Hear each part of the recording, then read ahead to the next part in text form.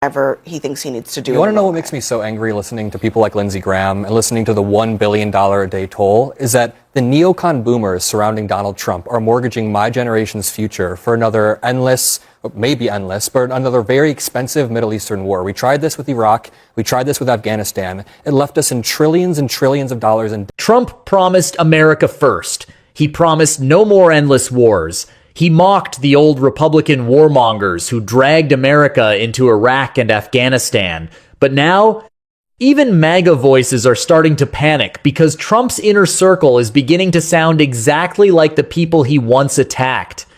In this debate, CNN's panel completely erupts after Republicans struggle to defend Trump's latest war rhetoric. Lindsey Graham pushes for even more escalation in the Middle East, and younger conservatives start openly turning against the neocon direction of the party.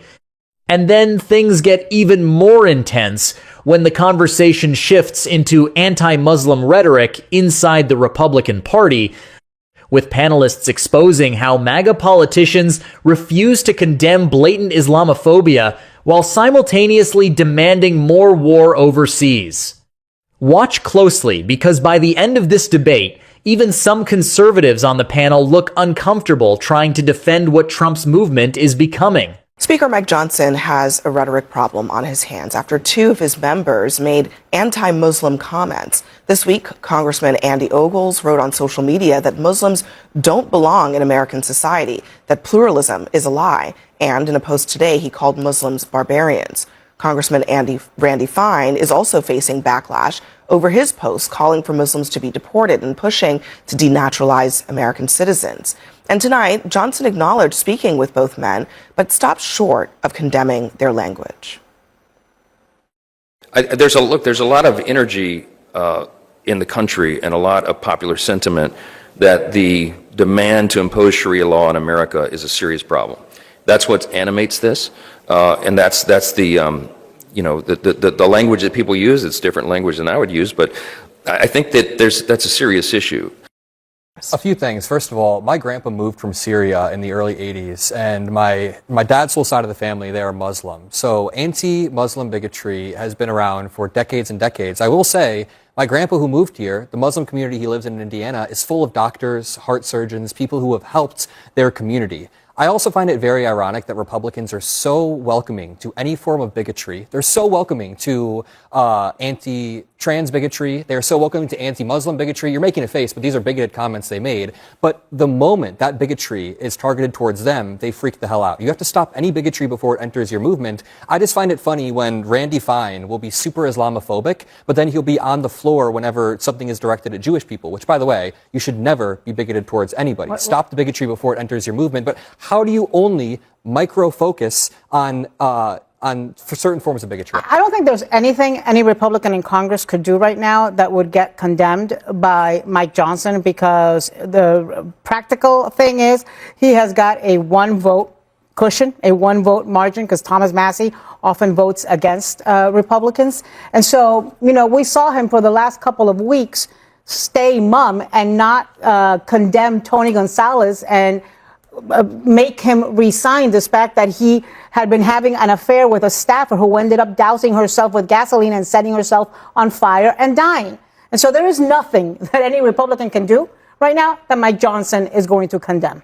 Is that true? That Mike Johnson will not draw a line anywhere, even here? What Mike Johnson said is he said people who refuse to assimilate and follow a radical ideology that seeks to commit violence and terrorist acts have no business being in the country. I think most people would. Well, that's not what he was asked about. People would agree with that. He was asked about two congressmen who said Muslims have no place in American society, and one of them saying, as Jamil points out, that if it's a choice between dogs and Muslims, it's not a difficult one. He wasn't asked about people with radical ideologies. He was asked about Muslims. But the only reason obviously the vast majority of Muslims are peaceful. I think it's a great tactic to try to answer a different question than was asked.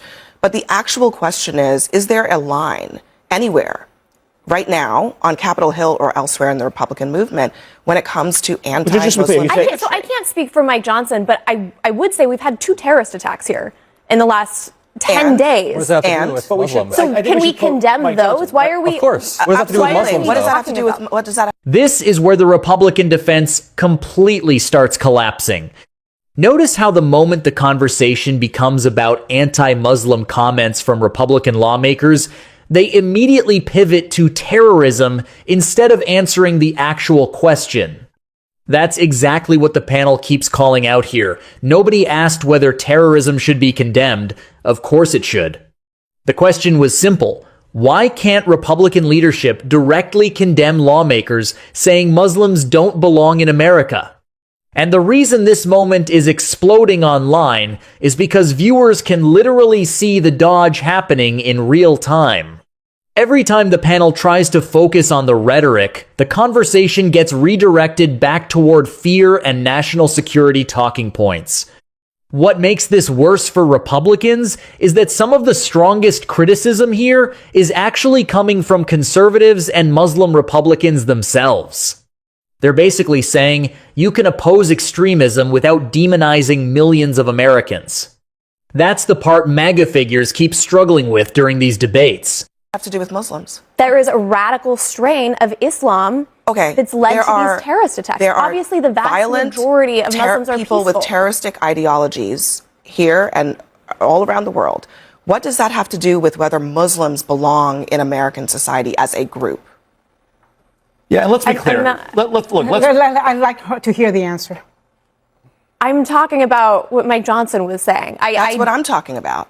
I'm talking about what he But didn't you haven't say. read his full quote. He said, what I'm talking we can about be is what tough he on didn't Islamic say. extremism without compromising our commitment to religious liberty. As a Muslim Republican who worked for the Bush administration on counterterrorism matters, I can tell you there are tons of Muslims who oppose Islamist ideology, who oppose ISIS, who oppose throwing bombs at Americans, and the Speaker of the House should just say that. The Speaker of the House should represent the real Republican Party, not the BS Republican Party of Andy Ogles, who's a racist Islamophobe, okay, or the BS Republican Party of Randy Fine, who compares any religious sect to dogs. It's not appropriate. The Speaker should just say it. Now, it's true. He has a thin margin. He's in a very tough position.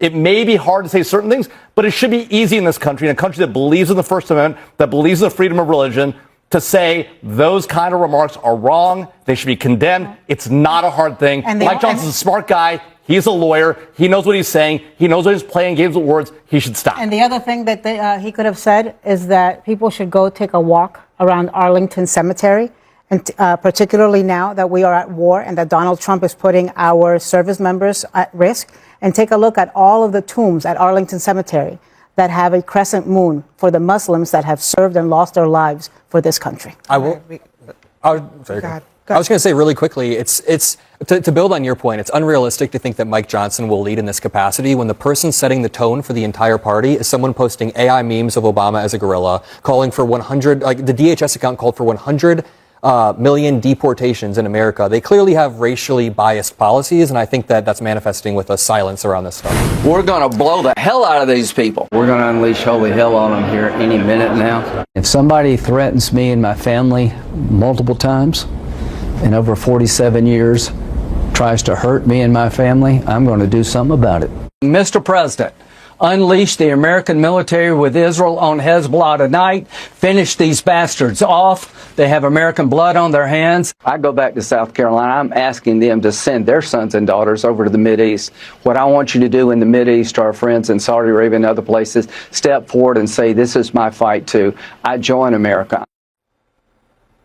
You may say he's not a good messenger, but Lindsey Graham spends a hell of a lot of time on the phone and in person with Donald Trump, plays golf with him, and it goes on Fox to give him direct messages, speak to camera, and say, Mr. President, do this and that.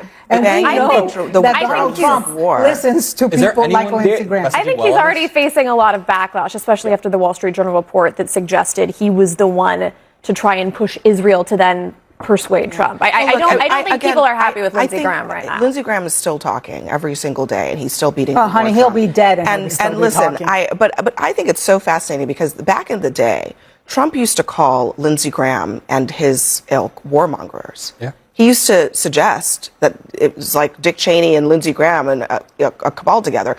He now has Lindsey Graham in his ear every day. And I think that's what some people are worried about, is that the mission creep has already begun. Trump has already shifted from saying that he was anti-war to being very interested in doing whatever he thinks he needs to do. You want to know what makes me so angry listening to people like Lindsey Graham and listening? This might be the most dangerous political problem for Trump right now, because this criticism is no longer only coming from Democrats. It's now coming from younger conservatives and anti-war voters inside the MAGA movement itself. Trump built his entire political identity around attacking Bush-era Republicans for Iraq and Afghanistan. He called them failures. He called them warmongers. He promised he would never let America get trapped in another endless Middle East conflict. But now even his own supporters are noticing that people like Lindsey Graham suddenly have influence again. And once voters start hearing phrases like mission creep, economic risk, and another $1 trillion war, it immediately reminds Americans of the disasters Trump once campaigned against. The generational argument here is also powerful, because younger voters are hearing that they'll once again be the ones paying the price financially and militarily, while older politicians make the decisions. That's why this debate feels bigger than just Iran or foreign policy. It feels like a direct collision between Trump's original anti-war populist image and the neocon pressure now surrounding his administration. To the $1 billion a day toll is that the neocon boomers surrounding Donald Trump are mortgaging my generation's future for another endless, maybe endless, but another very expensive Middle Eastern war. We tried this with Iraq. We tried this with Afghanistan. It left us in trillions and trillions of dollars in debt. We pay $1 trillion per year just on the interest for our debt. This is amassing, and it's going to affect my generations for decades to come, because the old people know they can start wars because young people don't have the power to stop them. So the old people make us foot the bill. And you know what I don't like the most out of all this is the gaslighting. They say that it's fiscally irresponsible for us to invest in healthcare, for us to invest at home and my generation in the future. The Affordable Care Act subsidies that they were arguing over were $50 billion. $50 billion. And they've already asked for $50 billion. So there's just no... I can see. Yeah. I am, from the wing of the party that doesn't ascribe to the Lindsey Graham, let's root and toot and shooting kind of stuff. Like, I just don't believe that. But the thing he said that we didn't put on the TV screen, and I think is very accurate, is that you can't allow a regime that routinely chants death to America to have enriched uranium. You can't allow a regime that routinely and often. But what if they do? What if they don't get the enriched uranium, which it seems like they acknowledge? It's a problem to lawmakers that they won't.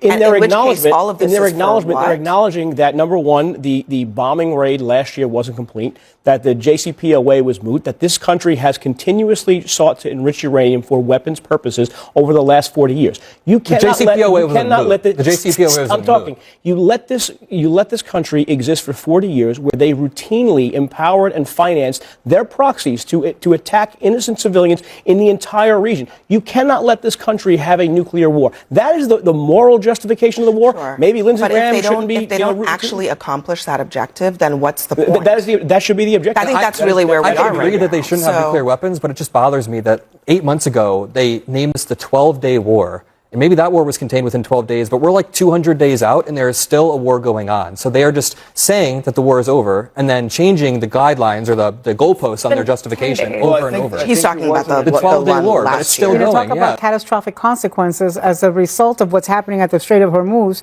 We've now Trump lifted sanctions on Russia. And so, I feel very bad for Ukraine today.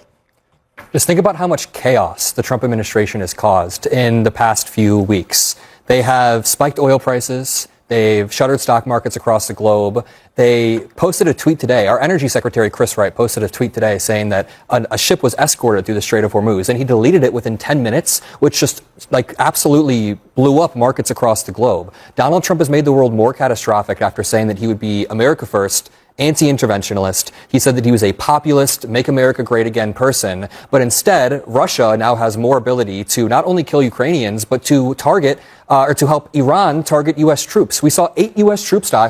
We saw 8 U.S. troops die.